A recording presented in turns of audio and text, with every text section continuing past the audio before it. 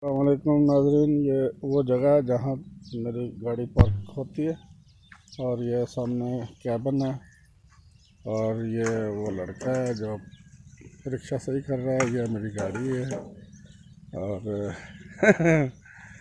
सुनाए जी हाजी साहब, रिक्शे को क्या हो गया आपके?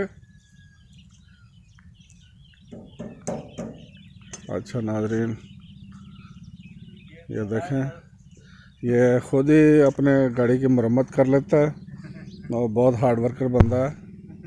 और ये साथ ही दूसरे गांव का एक लड़का है, ये चीज़ें यहाँ फ़रोख्त करता है। ये हाजी साहब का बेटा है छोटा। सलाम करो, ऐसे करो, ठीक है जी। तो बाकी इंशाल्लाह साथ साथ अपडेट मैं करता रहूँगा। आप मेरे चैनल को सब्सक्राइब कीजिएगा, ठीक है, और साथ दी हुई बेल को भी टच कीजिएगा। Thank you. ओके जी, विश यू गुड लक।